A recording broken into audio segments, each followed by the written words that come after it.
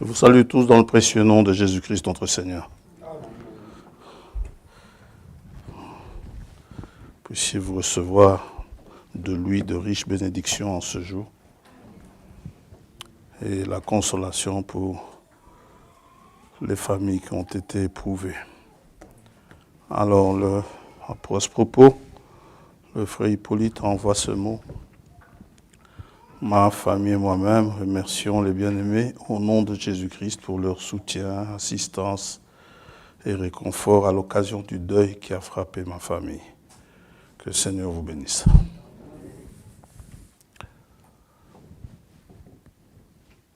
On se souviendra de lui dans la prière.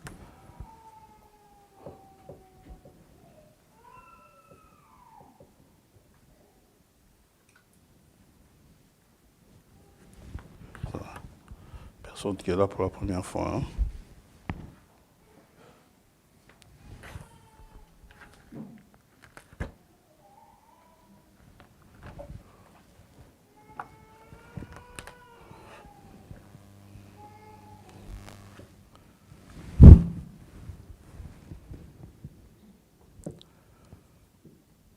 Ça va, Marie-Élise? Aujourd'hui, 12 juin, c'est l'anniversaire de qui? Ah, elle suit? Je vais demander au frère Tombo. Est-ce que ma petite sœur suit? Peut-être pas encore. Mais je lui souhaite quand même un bon anniversaire au nom de Jésus-Christ.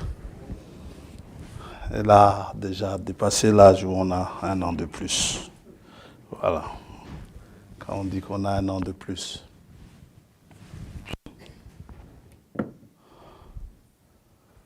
Bien. Nous allons entrer dans la parole. Cette parole merveilleuse du Seigneur. Nous allons prier. Père Céleste, nous venons à toi en courbant nos têtes, signe de respect devant ta majesté. Tu es le grand Dieu. Aussi, nous te remercions pour l'occasion que tu nous donnes. Nous te remercions de nous avoir également appris à t'adorer en esprit et en vérité. Que le Saint-Esprit descende parmi nous, que notre adoration soit complète ce matin. Oh Dieu, déjà des louanges sont montées, des méditations ont eu lieu. Maintenant, nous voulons écouter ta parole, ce que nous avons à apprendre concernant notre salut, les bonnes choses que tu as mises en réserve pour nous. Nous te demandons de bien vouloir nous pardonner nos péchés et nous te remercions pour les années que tu rajoutes à nos bien-aimés, particulièrement à notre sœur Béatrice. Et nous te remercions aussi pour la consolation que tu apportes encore à ceux qui ont eu le cœur déchiré par le deuil. Tu donnes et tu reprends, que ton nom soit béni. Toutes choses, tu le fais selon ta sagesse. Et David nous confirme que tous ceux qui ont le cœur droit approuveront ta justice. Aussi, nous approuvons toutes choses venant de ta part. Et nous savons également, tu nous l'as dit, toutes les choses, les bonnes et les mauvaises, tu les fais concourir pour notre bien. Et nous t'en sommes reconnaissants. Bénis ta parole pour ce matin. Et pardonne-nous nos péchés, Seigneur. Nous n'avons aucun mérite à nous rassembler dans ces lieux où tu bénis, mais nous comptons sur les mérites de Jésus-Christ, notre Seigneur, et sur ta miséricorde et ta grâce. Que tu nous pardonnes vraiment toutes nos fautes, que nous soyons purs devant toi. Veuille, ô Dieu, vraiment inspirer ta parole ce soir et nous aider dans la prédication et aussi dans l'audition, que nous ne tordions aucun sens, ni dans la parole, ni dans l'audition. Au nom de Jésus-Christ, notre Seigneur, nous t'avons prié. Amen. Amen. Amen.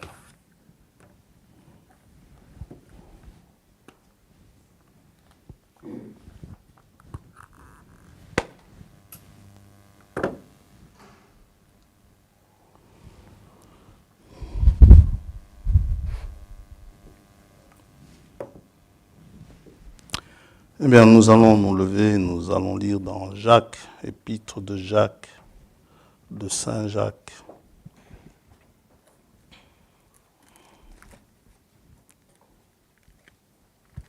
Au chapitre 1er.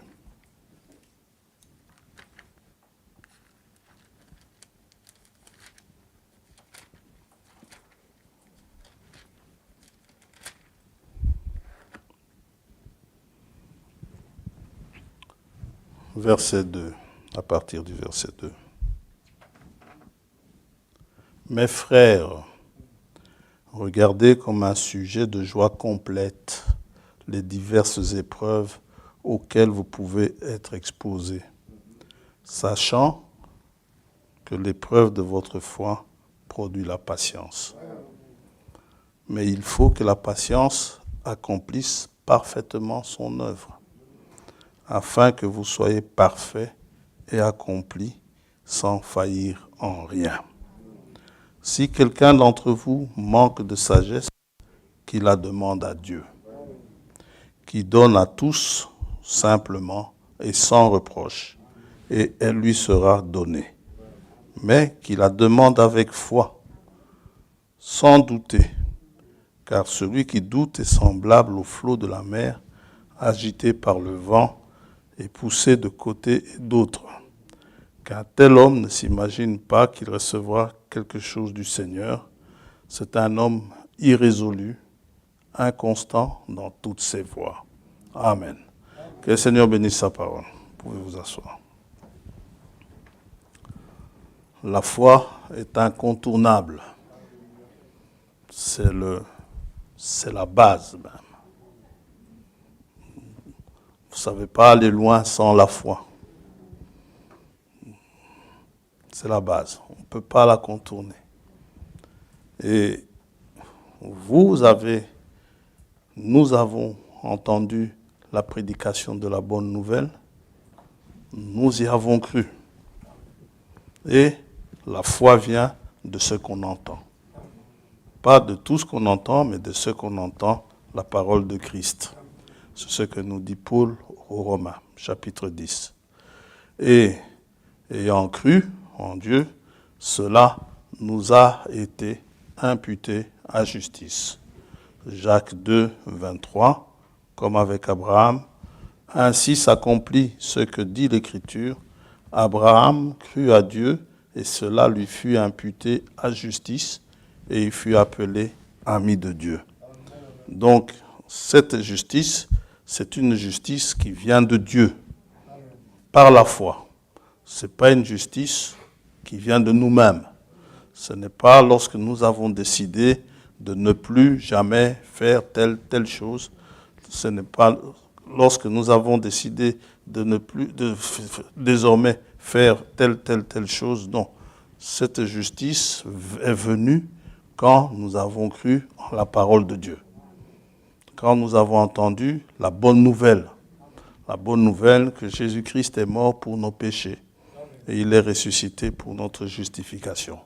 Et nous y avons cru, désormais, cette justification nous est imputée.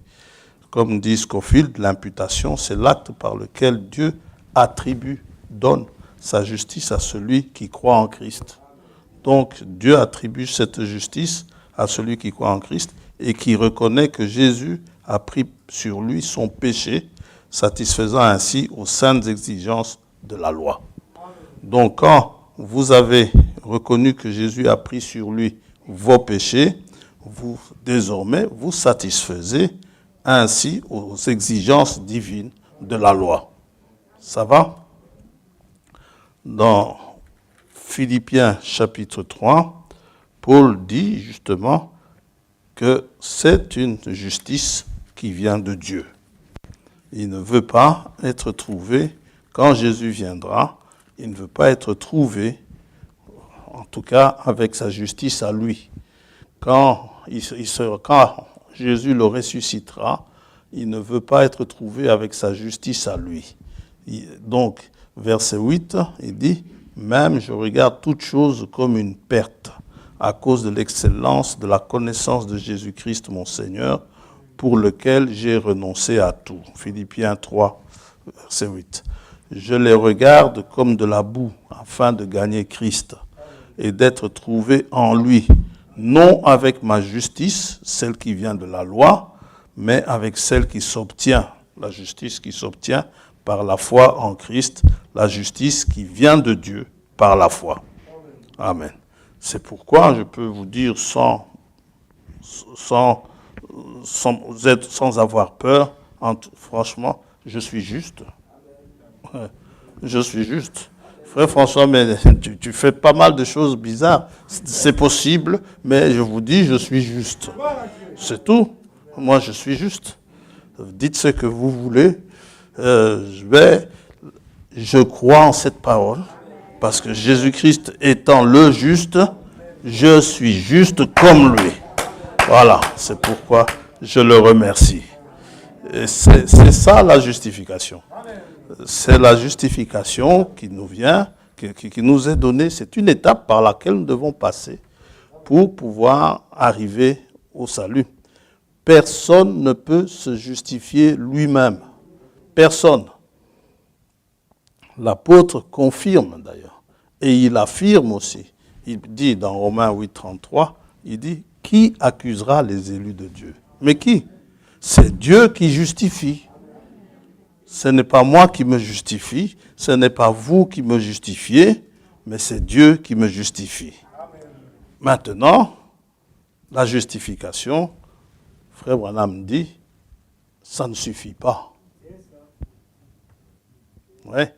Donc, la justification, c'est là où les luthériens ont commis l'erreur, ceux de Martin Luther, n'est-ce pas? Les chrétiens, ils ont continué, mais les luthériens, ils se sont arrêtés à ça. C'est comme, vous savez, les branhamistes s'arrêteront au branhamisme, mais les croyants, ceux de cet âge qui auront cru, mais les croyants, moi je ne parle pas des branhamistes, je parle des croyants. Maintenant, ces croyants-là, eux, ils seront enlevés. Les branhamistes, ils vont se débrouiller. Ça va? On n'est pas des branhamistes, nous sommes des croyants. Amen. Et nous croyons en la lumière de ce jour. Amen. Nous marchons dans la lumière de ce jour. Oh, Dieu soit loué. Et cette parole est bizarre en cet âge. Parce que bon, c'est un âge tellement technique, il y a tellement de technologie, c'est un âge où il y a plein de choses qui se passent, que parler de Dieu, ça devient comme désuet, comme ça devient comme démodé. Non, mais pour nous, c'est toujours à la mode. Amen. C'est toujours à la mode. Hein, vous pouvez sortir toutes sortes d'inventions, mais Dieu reste Dieu. Alléluia. Ils étaient émerveillés, je ne sais plus dans... C'est ici en Belgique, je crois que ça s'est passé.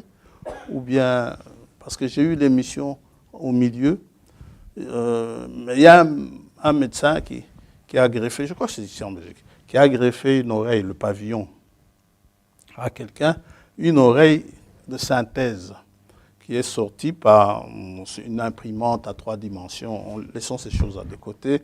Bon, ils expliquent, ils ont mis ça. Mais vous savez, l'oreille là qu'ils mettent, ça les émerveille. Alors que l'oreille que Dieu a créée est encore plus merveilleuse. C'est quelque chose d'incroyable. Mais ça les émerveille. Ils font là, ils prennent un cœur, ils essayent de faire des cœurs artificiels, et puis ils les mettent, ils les greffent. Mais le cœur que Dieu a créé, il est beau. Alors, une fois, j'ai suivi un reportage sur le foie. Mais c'est un petit organe, mais vous ne pouvez pas imaginer ce que le foie peut faire. C'est un organe vital. Alors, des chercheurs, des médecins japonais, ils ont essayé de fabriquer une machine qui travaillerait comme le foie, avec toutes les fonctions. Vous savez, la salle ici est petite pour contenir tous les tuyaux et tout. Mais Dieu a fait un foie petit comme ça, mais qui fonctionne d'une manière merveilleuse. Mais ça m'étonne que ces scientifiques-là ne s'arrêtent pas un jour devant un homme et dire quand même l'homme, c'est quelque chose de merveilleux. David l'a fait. David dit à Dieu, je te remercie d'être une créature si merveilleuse. Yes. Oh, c'est bien. Quand je vais voir les toubibs, surtout les professeurs, ceux qu'on appelle professeurs, ils sont terribles ceux-là. Pour vous expliquer le mal que vous avez, quand j'ai eu ma sciatique, il m'a expliqué comment ça marche, comment le nerf est coincé. Et puis, il m'a donné plein d'explications. Moi, je le regarde. Les choses qu'il expliquait, c'était tellement bien. Et puis après, pour me dire qu'après traitement, vous savez, je ne pense pas que vous récupérerez tout. Moi, je dis, oh, tu sais tout m'expliquer, mais tu es incapable de me faire tout récupérer. Oh, gloire à Dieu. Dieu n'explique rien, mais il guérit tout. Amen. C'est ça qui est merveilleux. C'est ça qui est merveilleux. Oh là là là là là là. Il s'est donné tant de mal pour m'expliquer tout ça. Il m'a sorti des termes, il a dit des choses. On voyait très bien qu'il connaissait bien sa matière, mais c'était ici à Erasme. Mais après, pour me dire, mais vous savez, je ne sais pas si, ça venait d'une hernie discale. Il me dit d'abord vous opérez, ça peut avoir un risque. Donc parfois, il vaut mieux peut-être garder quand la douleur, puisqu'il vous demande de chiffrer votre douleur sur une échelle de 0 à 10. Alors moi je dis, moi j'ai une douleur 9 sur 10. Bon, alors lui son ambition était de la faire chuter vers les 2, les 3 sur 10. C'est ça. C'est quand même embêtant. Oh, Dieu soit loué. Bon. Alors, je parle beaucoup parfois. La justification, donc, Frère Abraham dit qu'elle ne suffit pas. Dans le salut, il y a 3 étapes. Justification, sanctification, baptême du Saint-Esprit. On connaît ça. Les protestants de Martin Luther se sont arrêtés à la justification. Le juste vivra par la foi. Mais les vrais croyants, eux, ils ont continué. Ça va? Alors, la semaine passée, nous avons vu l'épreuve de la foi. Et Dieu permet, donc, ceux qui ont continué par après, quand les John Wesley quand John Wesley est venu avec le message, c'était un message de sanctification, ceux qu'on appelle les méthodistes, n'est-ce pas? Et ils sont venus avec ça. Et bon, les luthériens sont restés en arrière, mais les croyants sont passés à la deuxième étape. Et Dieu permet, nous avons vu cela, l'épreuve de la foi dans le but de sanctifier le croyant, pour vous enlever ces mauvaises habitudes, ces mauvaises choses qui sont en vous. Dieu utilise des épreuves pour vous tester, pour tester, si vous voulez, la qualité de votre foi, si je peux dire ça ainsi, et pour vous faire croître aussi, pour faire croître votre foi. C'est pour cela qu'il y a ces épreuves-là. C'est pourquoi l'apôtre dit, considérez cela comme un sujet de joie complète, l'épreuve de votre foi. Parce que ça va produire en vous la patience. Or, la patience, c'est une qualité du fruit de l'esprit. Et maintenant, la justification que vous avez, justement, malgré les épreuves, malgré les tests, qui ne sont pas des tests simples, c'est souvent des choses difficiles. Une épreuve, ça reste une épreuve. La période des examens, la période des épreuves, c'est une période assez difficile pour les élèves.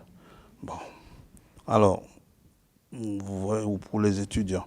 Ce qui fait que Dieu, lorsqu'il vous teste, comme ça, vous pouvez voir vous-même que votre justification, vous avez toujours la foi malgré les épreuves. Comme dit Paul, par quel combat ne suis-je pas passé, par quelle tribulation, mais j'ai gardé la foi. J'ai achevé la course. Donc, c'est voir vraiment que votre justification est vraiment la bonne justification, non pas celle qui vient de vous par la loi, mais celle qui vient de Dieu par la foi. Maintenant, ce test, Dieu va mettre en vous les vertus de Christ, parce qu'il veut que nous soyons semblables à Christ. Hein, et la foi, Jacques, nous venons de lire, la foi nous dit, la foi nous mène à la patience. La patience va travailler pour que nous devenions parfaits. Ça va? Cette histoire d'obliger quelqu'un à être parfait, c'est encore une fois par la loi. Mais là, on ne devient pas parfait devant Dieu en disant à quelqu'un, mais toi aussi, sois parfait. Non. La Bible le dit parce que c'est la parole de Dieu. Quand Dieu dit soyez parfaits, c'est parce que vous allez le devenir. Il faut qu'il le dise. Comme je dis toujours, exactement comme quand il a dit que la lumière soit. Quand il a dit que la lumière soit, c'était pour que la lumière vienne. Quand il vous dit soyez parfaits, c'est pour que la perfection vienne sur vous. C'est pour ça qu'il le dit. Dieu seul peut dire ça. Pour que nous soyons parfaits devant lui. Alors, donc, il faut, et ainsi, donc, que nous puissions avoir cette, que nous puissions participer à la nature divine. Que nous soyons de la même nature que lui. Hein? Dans 2 Pierre, chapitre 1er, nous avons lu ça dimanche passé.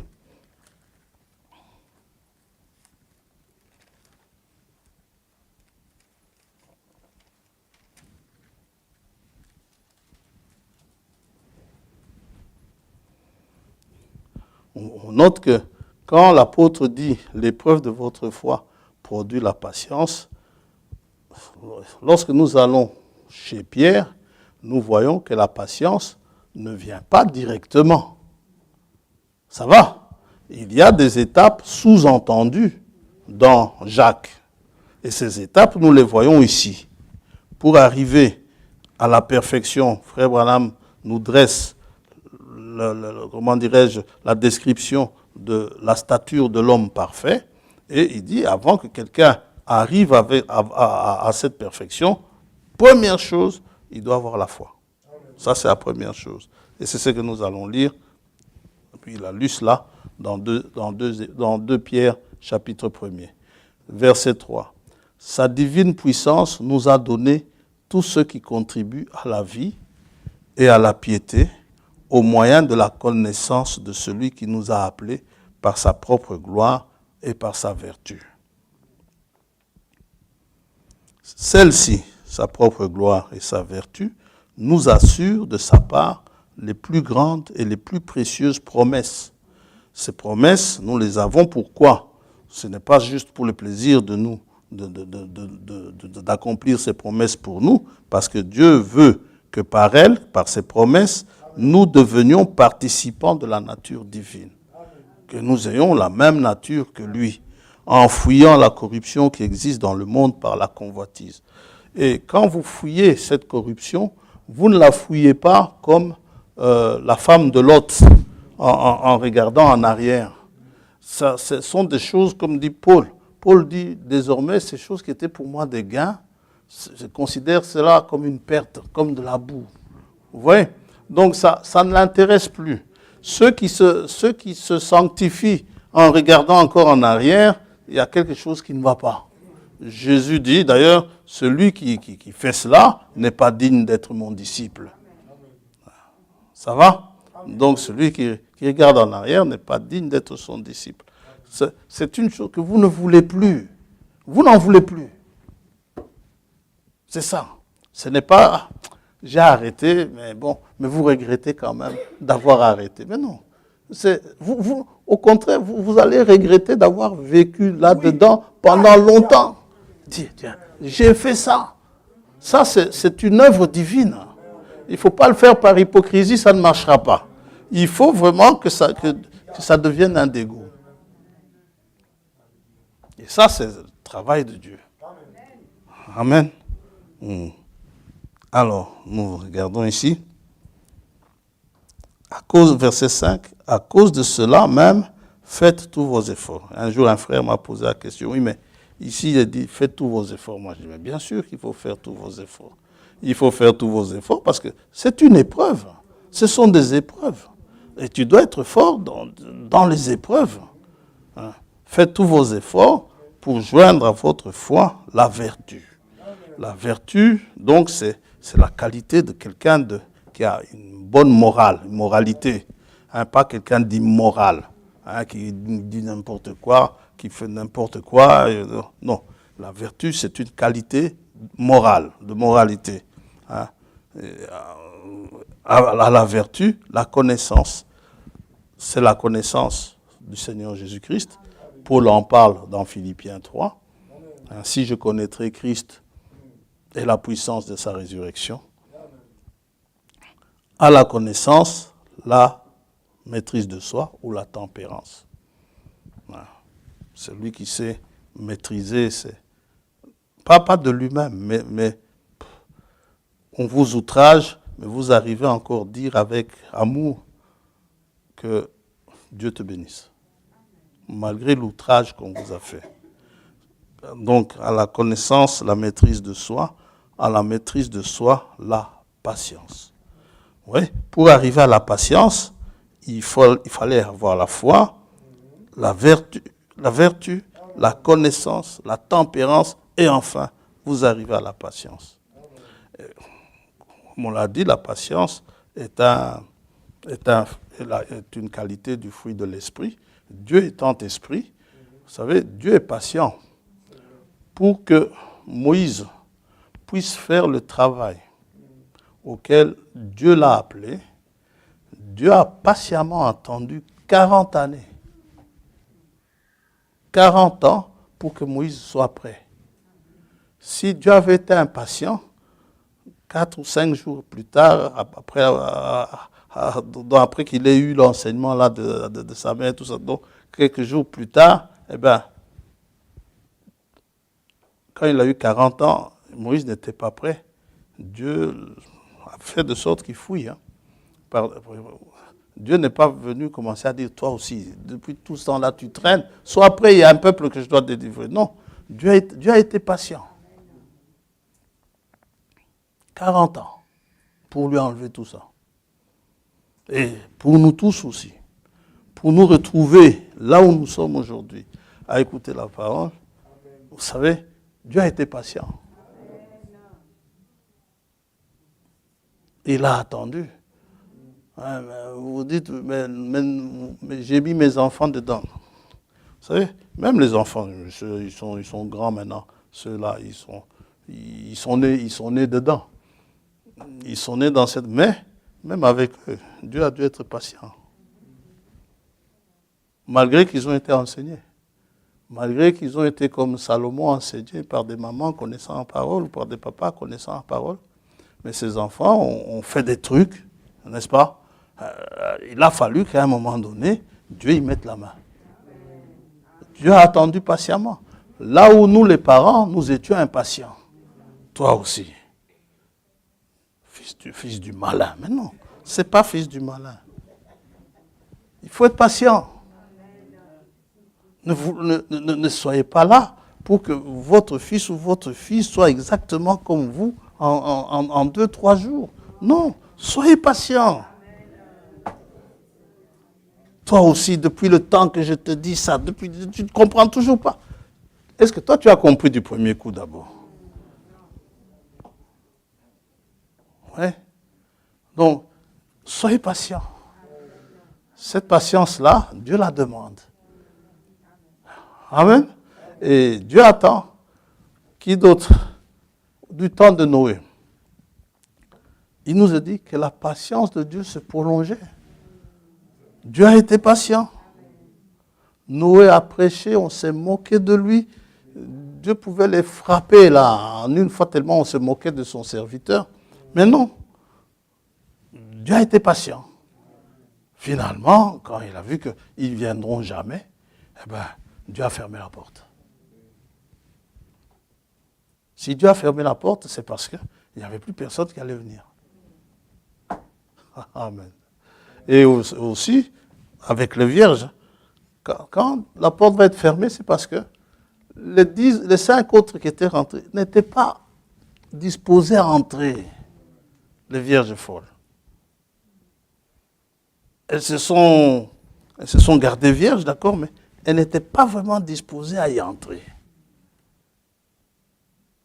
Et ce qui me donne quand même le courage, je suis quand même, quand je suis un peu lent à y aller, je sais que par sa miséricorde et sa grâce, j'entrerai quand même. Amen.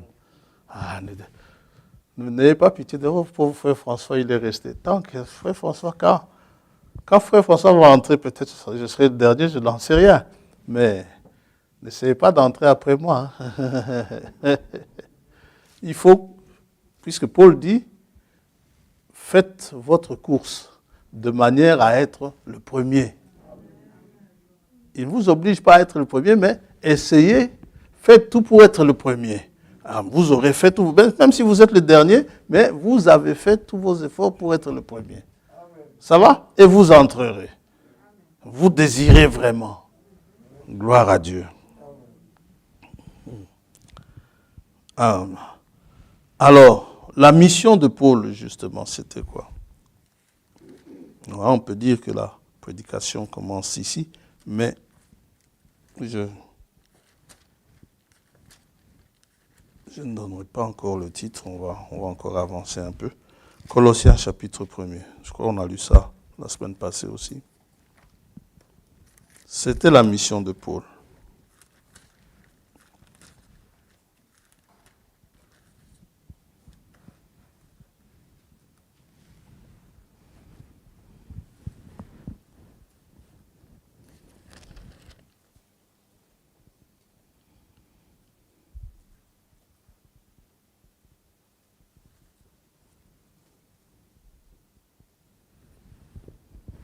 Verset 24.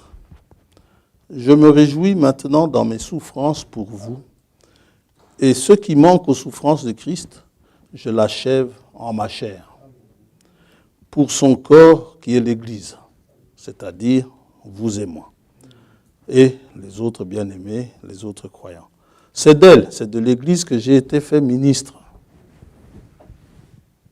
selon la charge que Dieu m'a donnée. C'est la charge que Dieu lui a donnée, c'est la mission que Dieu lui a confiée, que Dieu m'a donnée auprès de vous, afin que j'annonce pleinement la parole de Dieu, que j'annonce pleinement le mystère caché de tout temps et dans tous les âges, mais révélé maintenant pas à tout le monde, à ses saints.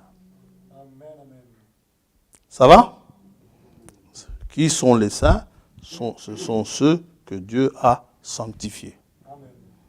Dieu a voulu leur faire connaître la glorieuse richesse de ce mystère parmi les païens, savoir Christ en vous, l'espérance de la gloire. C'est lui que nous annonçons, Christ, exhortant tout homme et instruisant tout homme en toute sagesse, afin de présenter à Dieu tout homme, comment? Devenu parfait en Christ. C'est à quoi je travaille en combattant avec sa force qui agit puissamment en moi. C'était sa mission. Il achève en quelque sorte donc l'œuvre du Seigneur. Parce que le Seigneur, son œuvre, c'était quoi? Éphésiens chapitre 5 concernant l'Église.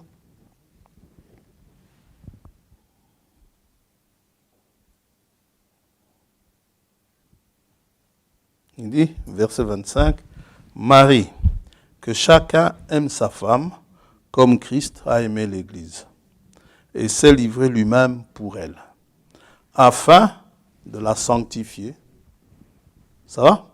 En la purifiant et en la lavant par l'eau de la parole, pour faire paraître devant lui cette Église glorieuse, sans tache ni ride, ni rien de semblable, mais sainte et irréprochable. On voit, selon Scofield ici, parce que dans d'autres traductions, c'est écrit parfois autre chose, en se disant, afin de la sanctifier et de la purifier par le lavage de l'eau. Mais ce n'est pas grave, mais on voit que la sanctification comprend la purification et le lavage par l'eau de la parole. Mais aujourd'hui, nous allons parler quand même de la sanctification en général. Et on verra bien pour la purification et le lavage lorsque Dieu le permettra. Alors, ça montre que c'est... Ah oui, je n'ai pas fini. Pour faire paraître, c'est Christ, hein? Il s'est livré lui-même, il a sanctifié lui-même, il a lavé lui-même. Et pourquoi? Dans quel but? Pour faire paraître devant lui cette Église glorieuse, sans tache, ni ride, ni rien de semblable, mais sainte et irréprochable. C'est un travail, c'est une œuvre à 100% divine. C'est Dieu qui fait le travail. Et Paul avoue lui-même, Paul avoue qu'il n'y est pour rien. Lui, Paul. Philippiens, chapitre 1er. Il confirme ça, il avoue, il dit, c'est pas moi, mais...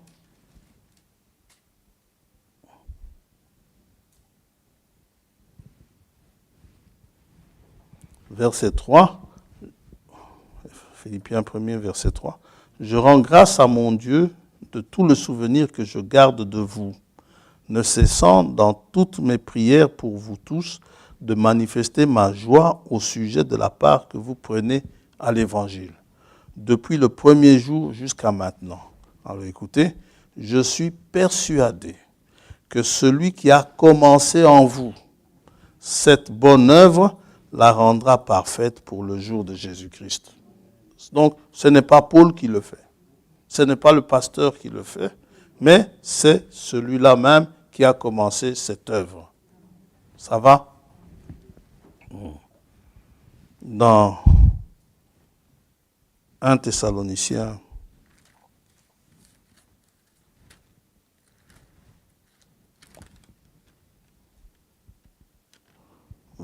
5.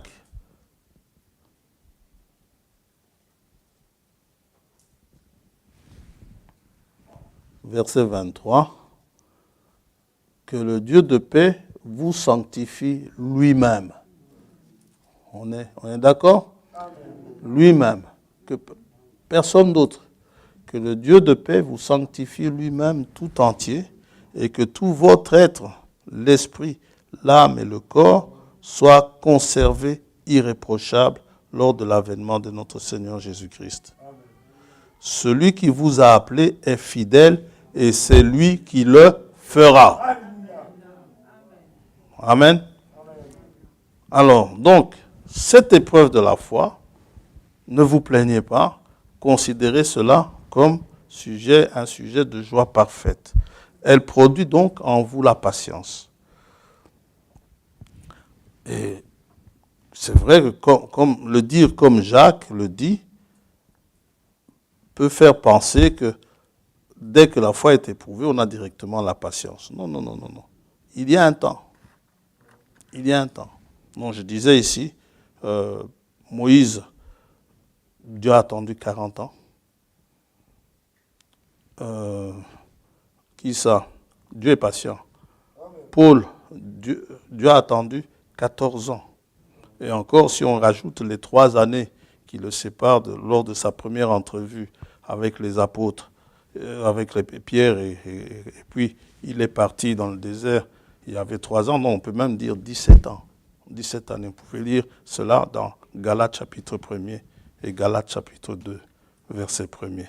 14 ans, Dieu a fallu attendre pour que Paul, avec son zèle excessif qu'il avait là, Dieu a dû attendre 14 ans pour que Paul soit fit au travail. Alors, nous, ici, combien de temps a-t-il fallu pour vous, pour moi? Chacun, selon la marche qu'il a faite avec Dieu, le sait. Cette patience ne vient qu'après avoir eu la foi, qu'après avoir ajouté à la foi la vertu, après avoir ajouté à la vertu la connaissance, après avoir ajouté à la connaissance la tempérance, et enfin, la patience, elle vient. Comment ces qualités se sont-elles ajoutées? En supportant l'épreuve. l'épreuve de la foi. Mais quand vous êtes patient, la patience, lorsque vous devenez patient, vous n'êtes pas encore arrivé au bout. Vous n'êtes pas encore parfait. Paul dit, je n'ai pas encore atteint la perfection, mais je cours. Regardez, Moïse, dans Nombre chapitre 12.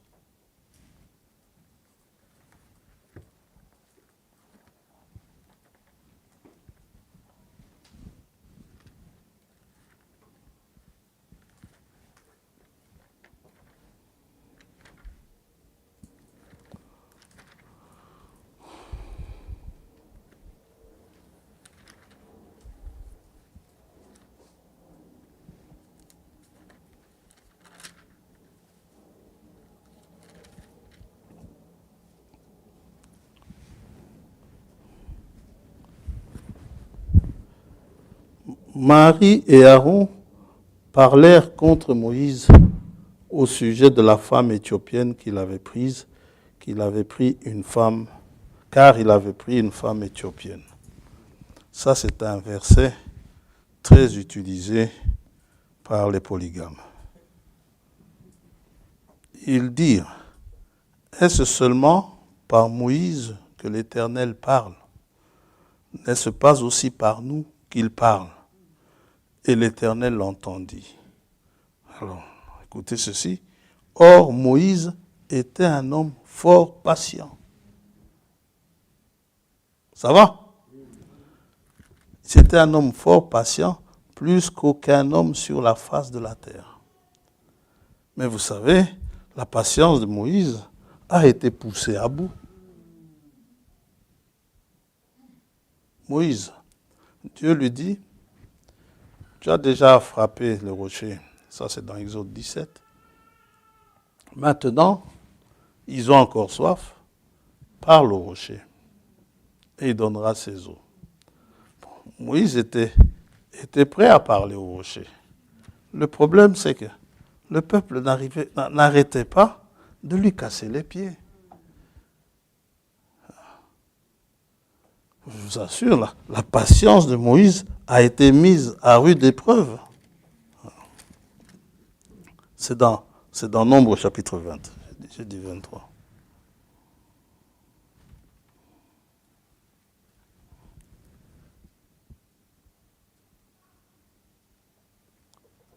D'abord, à cause de cette histoire qu'on vient de lire dans Nombre 12, Marie, sa sœur, n'est pas entrée en terre promise.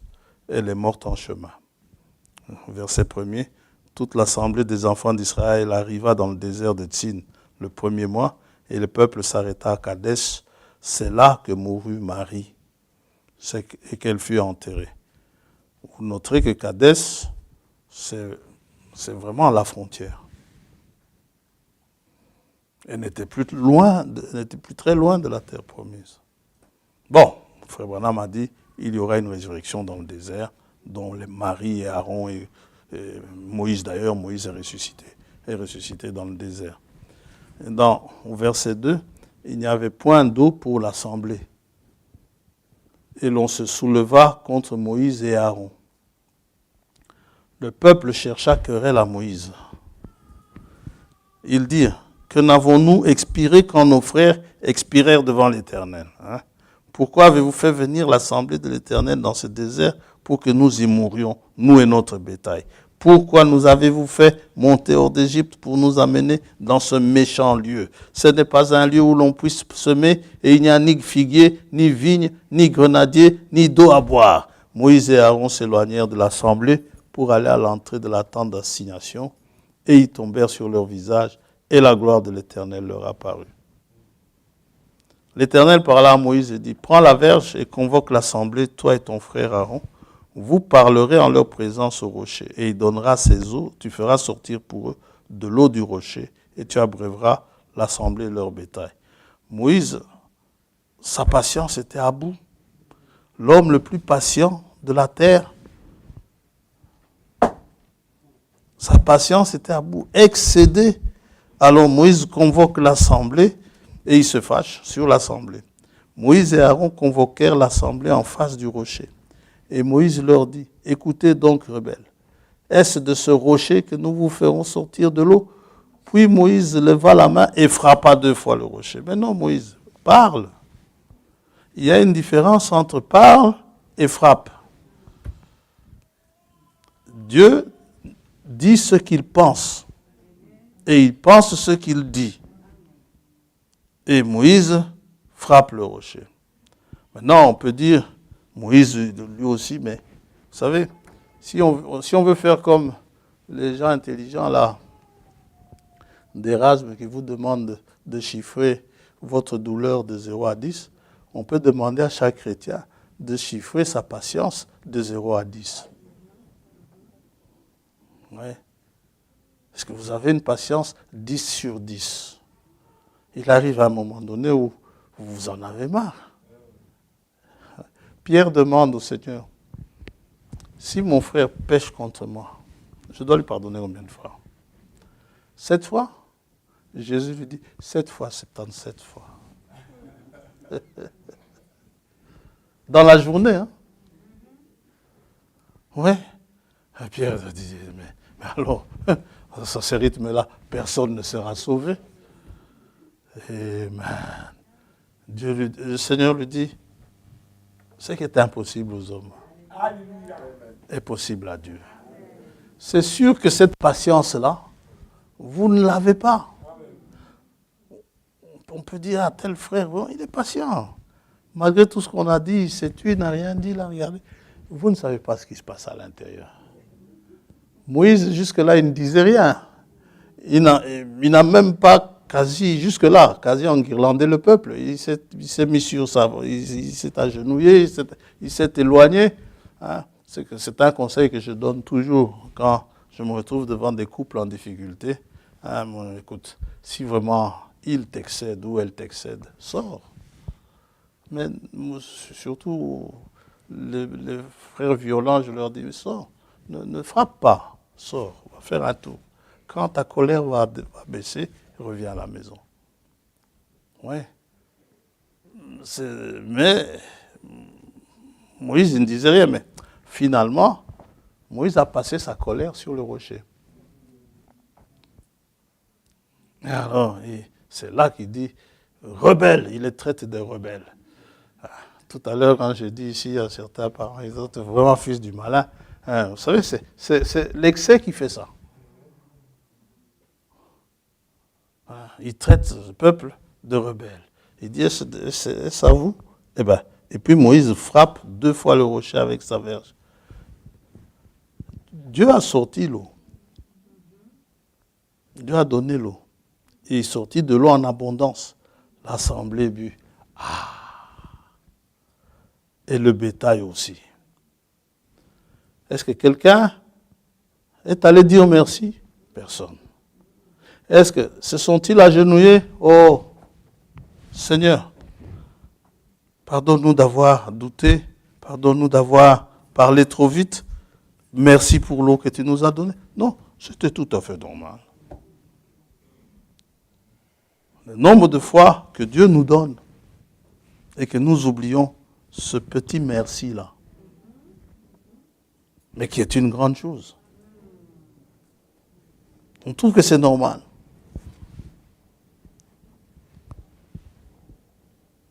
Alors l'Éternel dit à Moïse et à Aaron, parce que vous n'avez pas cru en moi. Oui, la foi.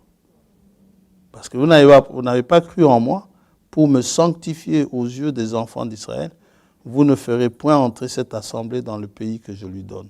Ce sont les eaux de Mériba où les enfants d'Israël contestèrent avec l'Éternel qui fut sanctifié en eux. Et plus tard, pas très loin, Aaron va se coucher.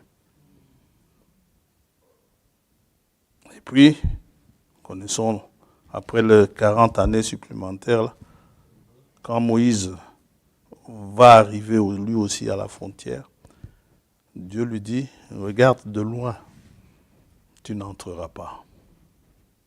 Oh, Seigneur, laisse-moi quand même entrer que je puisse voir ce beau pays. Laisse-moi, je t'en supplie. Dieu lui dit, ne me parle plus de cette affaire. Mais Dieu est miséricordieux, parce que quelques siècles plus tard, on voit Moïse vivant. On le voit vivant auprès du Seigneur. C'est que Moïse est ressuscité quelque part. Il n'était pas mort, il était vivant. Dans Matthieu 17, avec Élie. Le frère dit qu'il représente les frères qui ressusciteront. Ceux qui sont morts et qui sont ressuscités. Moïse était là, il s'est mis, il était là à côté du Seigneur, et nous savons que, qui ça? C'est le frère du Seigneur, Jude, qui nous dit que quand Moïse est mort dans le désert, parce que Moïse s'était rebellé ainsi, parce que Moïse a piqué cette colère, Moïse a péché, a désobéi, voilà, c'est le mot que je cherchais. Eh bien, pour Satan, le fait que Moïse ait désobéi, Moïse lui appartenait. Alors il dit, bon, moi je vais aller chercher Moïse. Il était là, dans son corps de péché, et donc il n'y avait pas moyen de discuter pour Moïse que, voilà, il n'a rien fait de mal. Non, tu as été rebelle. Et Satan, il s'est donné le droit d'aller le chercher. Dieu dit à Michaël, va le prendre. Amen. Vous savez pourquoi? Parce que Moïse, c'était un type de Christ. Si vous-même aujourd'hui, ainsi que moi, nous sommes des types de Christ, Satan ne peut rien faire sur nous. Mort ou pas mort. D'ailleurs, nous ne mourrons pas, nous nous endormons. Ah, mais il a menti. Mais si vous avez manifesté Christ dans votre vie, comme Joseph, comme Moïse, comme David, malgré tous ses péchés, Moïse a manifesté Christ. David a crié, mon Dieu, pourquoi m'as-tu abandonné? David a dit, ils ont percé mes mains. David a manifesté Christ. Salomon également. Et quand vous appartenez à Dieu, quand vous avez manifesté Christ, vous manifestez ce que vous appartenez à Dieu. Satan, il n'a qu'à prendre ceux qui lui appartiennent. Eh bien, parce qu'il y en a qui sont à lui. Mais moi, je ne suis pas à lui. Moi, je suis à Dieu. Amen. Paul dit, le Dieu à qui j'appartiens. Je lui appartiens. Et il nous dit même, vous ne vous appartenez pas vous-même, vous appartenez à Dieu. Donc, vous n'êtes pas encore parfait. Il y a encore des étapes pour arriver à la perfection. Il y a des étapes à franchir. Pierre nous dit que, on l'a lu tout à l'heure, une fois que vous avez la patience, vous devez ajouter la piété. Ça va? Et la piété, c'est un homme comme Dieu. Comme nous dit le frère. La piété doit être ajoutée. Quelle piété? Qu'est-ce que ça veut dire la piété? Il dit, j'ai regardé dans 4 ou 5 dictionnaires, je n'ai même pas trouvé une définition qui convienne. Oui. Donc, après que vous ayez la foi, la vertu, la connaissance, la tempérance, la patience, maintenant, soyez comme Dieu. Vous dites, je ne pourrai pas, frère Branham. Oh, si, vous le pouvez. Comment? La foi. La foi, la vertu, toutes ces choses, elles sont là. C'est Dieu qui œuvre. Et alors, qu'est-ce qu'il fait? Il dit, pour expliquer ça, il dit, laissez-moi vous lire juste une écriture.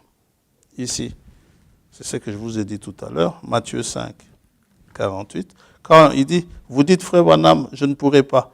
Oh, si, vous le pourrez. Dans Matthieu 5, 48, le Seigneur dit ceci.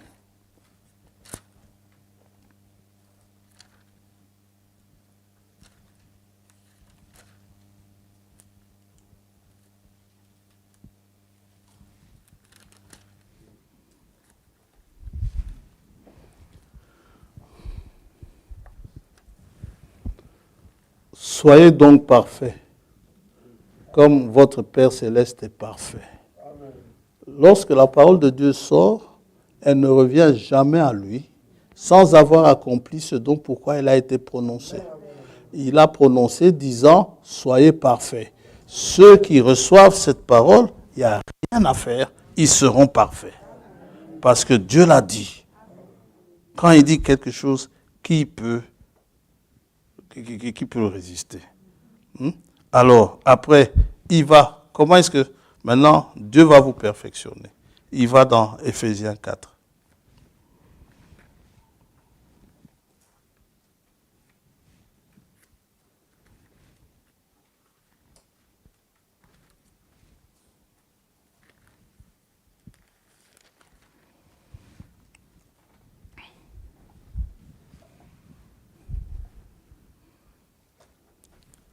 Verset 11. Et il a donné les uns comme apôtres, les autres comme prophètes, les autres comme évangélistes, les autres comme pasteurs et docteurs. Pourquoi? Pour le perfectionnement des saints, de ceux qui ont été sanctifiés, en vue de l'œuvre du ministère et de l'édification du corps de Christ, jusqu'à ce que nous soyons tous parvenus à l'unité de la foi et de la connaissance du Fils de Dieu. Vous voyez? À l'état d'homme fait, la perfection, à la mesure de la stature parfaite de Christ.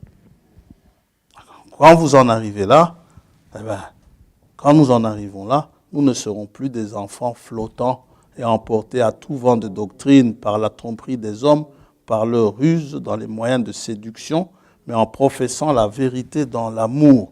Nous croîtrons à tous égards en celui qui est le chef, Christ. Amen. C'est là où il chante même, être comme Jésus, être comme Jésus.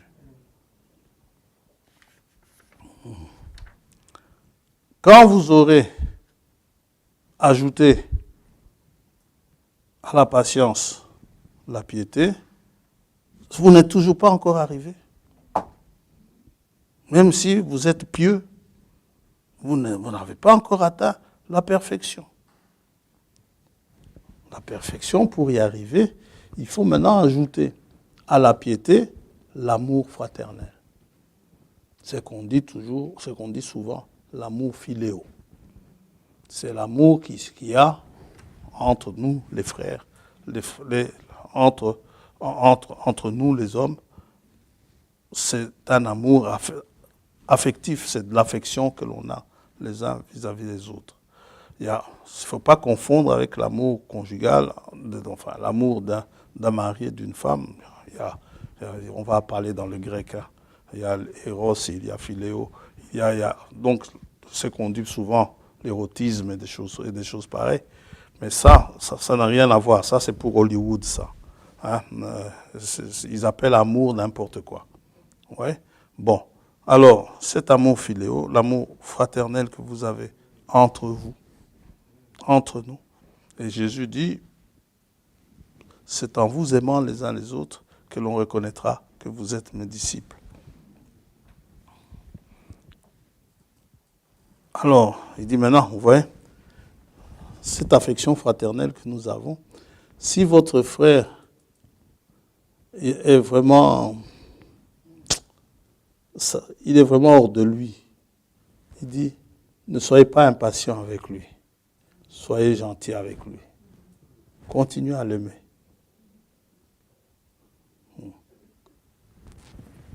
Ouais, vous pouvez dire ça chez vous. Après cela, vous ajoutez l'amour de Dieu, qui est encore différent de l'amour fraternel. L'amour agapao, c'est l'amour de Dieu, n'est-ce pas? C'est un amour correctif. Dieu corrige. Il ne vous laisse pas faire les choses n'importe comment, pardon. Dieu corrige. Le frère Branham dit, l'amour que Dieu a pour nous est un amour correctif. Quand il faut châtier, il châtie, toujours avec amour. Quand il a châtié David, ce n'est pas que Dieu n'aimait plus David. David était un homme selon son cœur. Oui, ça c'est l'amour agapao. Et c'est un amour que Dieu seul peut avoir. Et vous aimez vos ennemis, on vous gifle, on vous crache dessus et tout ça, mais vous aimez quand même. Vous arrivez encore à dire, pardonne-leur. Oui. Par contre, nous, quand on en a plein la tasse, n'est-ce pas? C'est quoi? On ne le dit peut-être pas tout haut, mais on le dit tout bas, que Dieu le maudisse. Quand vous en avez marre de quelqu'un, on vous dit que Dieu le maudisse. J'étais à l'aéroport mardi, mercredi, jeudi, j'étais à l'aéroport. Ces gens-là, ils manquent tellement d'empathie par moment. Vous essayez de leur expliquer une certaine chose, ils sont bornés. Vous savez, c'était au bout de ma langue hein, que Dieu les maudisse. Je me suis retenu tout simplement parce que non, on ne peut pas maudire quelqu'un. Bon, il faisait son travail, mais j'en ai eu jusque-là. Donc, on voit qu'on est encore loin. Alors, j'ai pensé le nombre de fois où j'ai été borné quand Dieu a voulu me conduire. Ouf! Si Dieu était comme moi, il y a longtemps que Dieu m'aurait maudit. Hein. Moi, je demande à être comme lui. Alléluia! Ouais. Mais bon, il y a encore un chemin à parcourir. Alors maintenant, quand vous avez l'amour de Dieu, dans certaines Bibles c'est écrit la charité, parce qu'en français ils n'ont pas trouvé d'autres mots, ils ont mis la charité, eh bien, frère me dit c'est la pierre de fête, the capping stone. C'est avec ça que, maintenant c'est la pierre de fête, votre pyramide est ainsi complète. Complète, ça veut dire achevé. Achevé, ça veut dire scellé. Ouais. Alors, pour terminer, on va pour donner quand même un titre à cela, parce que j'ai traîné un peu dans la sanctification. Il n'y a pas grand-chose à dire pour le reste. Dans Hébreux chapitre 12,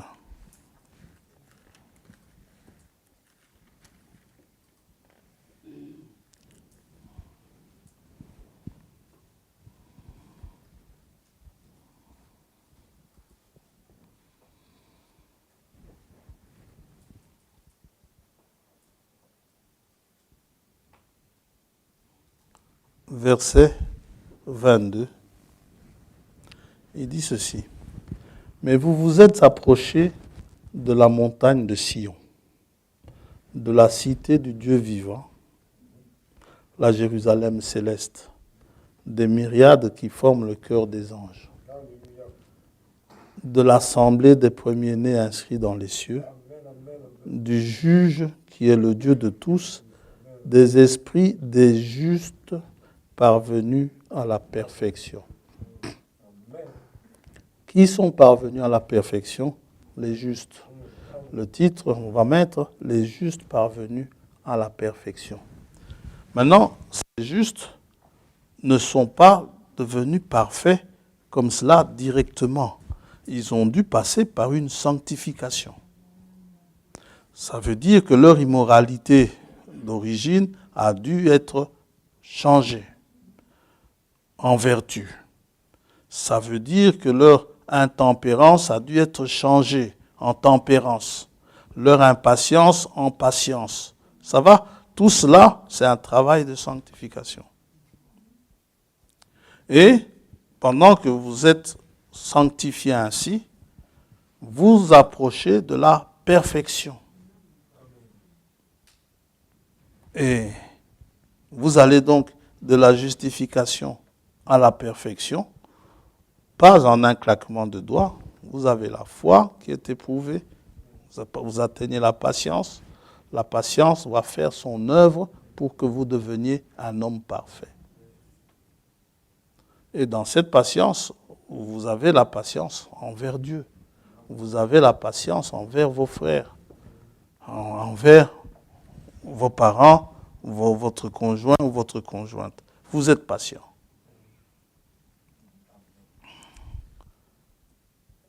Donc, vous devez passer par là. La perfection n'est pas possible sans la patience. Vous ne pouvez pas être un homme parfait si vous êtes impatient. Alors, chaque fois que vous crevez d'impatience, souvenez-vous de ça. Qu'est-ce que vous allez faire? Ne dites pas, bon, à partir de maintenant, je vais être patient. Non, demandez à Dieu. Alors, quand vous demandez à Dieu, vous connaissez le refrain. Il n'y a pas de paquet de patience là-bas. Quand vous demandez à Dieu, ne vous étonnez pas que vous soyez éprouvés. C'est Dieu qui répond à votre prière. Ouais. Dieu répond à votre prière parce que vous avez voulu être patient comme lui. Vous avez voulu être comme Jésus. Vous savez, être comme Jésus, ça coûte. Ça doit vous coûter. Vous devez le ressentir. Yes. Amen. Et ça. Donc, sachez, maintenant, ce n'est pas pour vous faire peur. Ah, je ne demanderai pas la patience. Si vous voulez réellement être comme Jésus, vous serez éprouvé. Et éprouvé sérieusement. Ça peut être des douleurs, ça peut être d'autres choses, ça peut être des faillites, ça peut être autre chose. L'huissier passera chez vous. Ça peut être ça, ça peut être tout à fait autre chose. C'est Dieu qui choisit. C'est Dieu connaît l'épreuve qui vous convient pour pouvoir vous sanctifier, pour pouvoir vous donner la patience. Vous savez, ça peut être dans votre couple, ça peut être dans votre maison, les parents, qu'importe. Dieu est sage. C'est dans sa sagesse. Hein, comme on a dit la semaine passée, ne venez pas disant, vous lamentez, ah j'ai tiré le mauvais numéro. Non, vous n'avez pas tiré le mauvais numéro. Bon, c'est possible que vous ayez fait un mauvais choix, mais la parole qui dit qu'il fait concourir toute chose pour votre bien, cette parole, elle est réelle. Elle est véritable. Et maintenant, avec ce mauvais choix-là, Dieu va faire de sorte qu'un jour, vous soyez patient. Vous allez être patient. Vous allez même vous étonner, mais comment est-ce que j'ai supporté tout ça? Yes.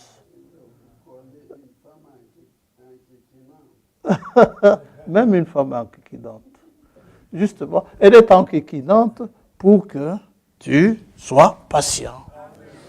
Si ta femme est enquiquinante, c'est que tu es de nature impatiente. C'est toi, grand frère, c'est comme ça. C'est que tu es de cette nature-là. Alors, puisque tu es de nature impatiente, il ne va pas te donner une qui ne t'enquiquine pas, frère, grand frère. il va te donner une qui t'enquiquine. Que Dieu la bénisse. Amen. Yes. Amen. Ah, frère Benoît ne me dit rien après.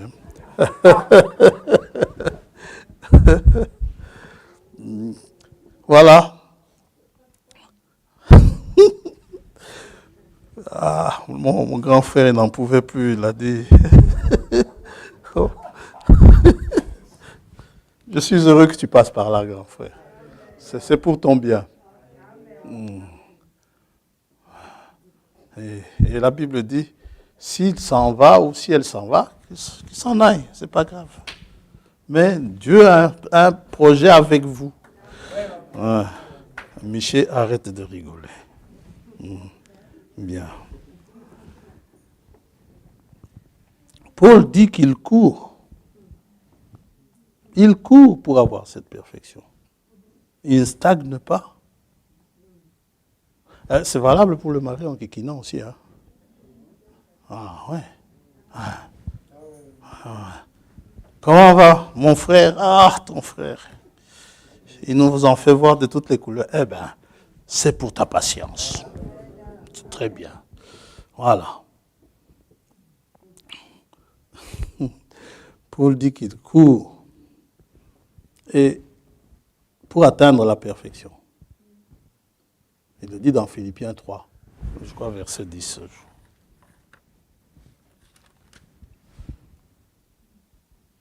Non, verset 12.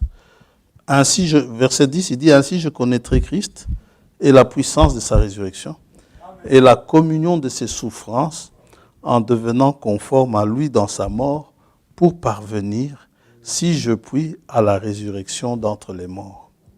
Ce n'est pas que j'ai déjà remporté le prix ou que j'ai déjà atteint la perfection, mais je cours pour tâcher de le saisir, puisque moi aussi j'ai été saisi par Jésus-Christ. » Donc il court.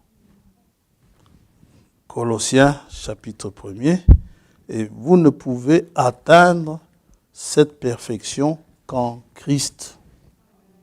En dehors de Christ, c'est impossible. C'est impossible. Colossiens chapitre 1er. L'homme ne peut pas avoir cette patience-là. Il ne peut l'avoir qu'en Christ. Amen.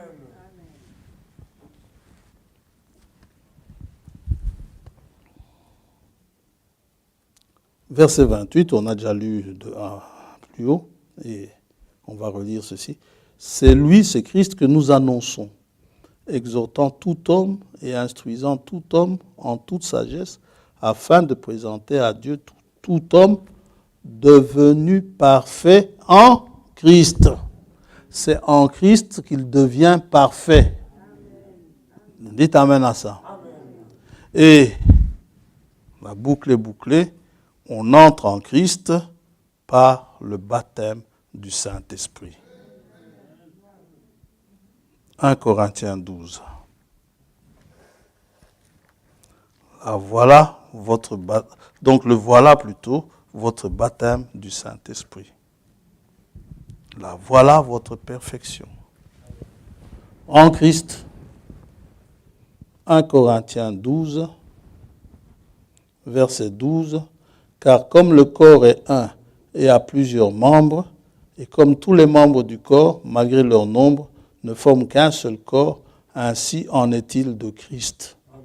Nous avons tous, en effet, été baptisés dans un seul esprit pour former un seul corps.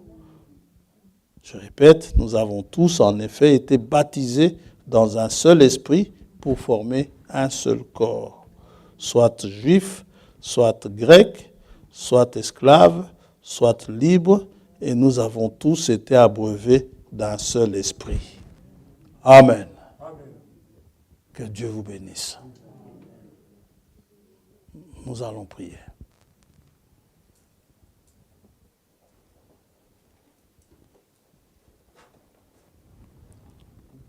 Cette perfection après laquelle nous courons, il ne s'agit pas de notre perfection, il s'agit de la perfection de Christ que nous avons lorsque nous entrons dans ce corps. Nous avons sa sainteté, nous avons sa justice, nous avons ses vertus. Nous sommes semblables à lui. Lui, l'homme parfait. Et ainsi, le travail à faire au-dedans de nous s'accomplit, s'achève en Christ. Amen. Prions le Seigneur.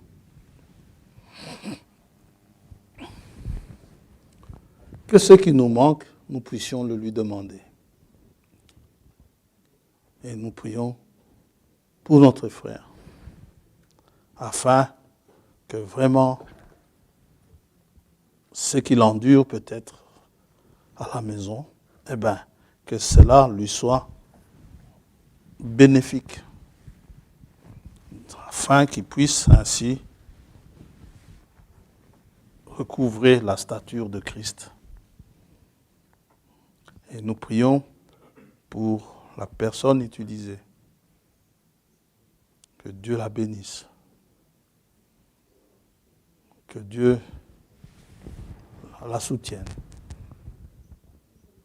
Que son nom soit béni. Et nous prions pour nos enfants qui sont en examen. Que le Seigneur leur donne la victoire. Nous prions pour nos malades. Que le Seigneur veuille bien entendre nos prières. Que nous puissions lui demander des choses justes. C'est cela notre prière. Nous le remercions pour les victoires qu'il nous a données dans nos épreuves. Nous te remercions, Seigneur, pour les bénédictions que tu as répandues parmi nous. Nous te remercions pour les solutions que tu as apportées aux problèmes. Là où il n'y avait pas d'issue, tu en as ouvert une. Et nous t'en sommes reconnaissants. Te remercions pour ta parole. Et lorsque nous avons eu de mauvaises pensées, nous voyons que nous sommes encore loin. Comme disait Paul, je n'ai pas encore atteint la perfection. Ainsi, ô Dieu, donne-moi les jambes spirituelles pour courir. Oh, comme tu disais dans Habakkuk, que celui qui a lu la prophétie puisse courir. Je ne veux pas stagner, que je puisse vraiment y aller, courir vers le but afin de remporter le prix, la récompense que tu réserves à tes enfants. Sois béni, sois loué. Nous te remercions pour ce jour que tu as fait, pour l'occasion que tu nous as donnée de nous rassembler et pour ta parole qui a été apportée. Ô Dieu, aie pitié de nous. Pendant que nous te demandons de tout notre cœur, en faveur de nos malades, en faveur des nôtres qui souffrent, que tu te souviennes d'eux, que tu poses ta main sur eux, que tu leur donnes la victoire dans les épreuves qui sont en train de passer, dans les douleurs, dans les souffrances, et pendant que tu te souviens d'eux, pendant que tu les bénis, pendant que tu les soutiens, ne m'oublie pas, Père. Parce que moi aussi, je voudrais être comme Christ, mais je sais ce que ça coûte. Mais si c'est toi, donne-moi la force de passer par-dessus. Au nom de Jésus-Christ, notre Seigneur, je te le demande, je t'adresse ma prière. Amen. Maintenant, je veux te remettre aussi tes enfants.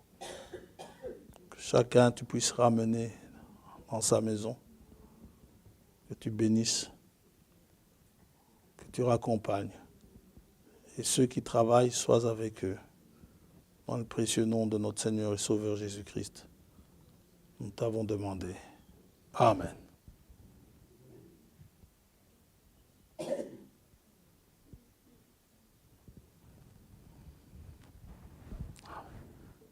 Dieu vous bénisse.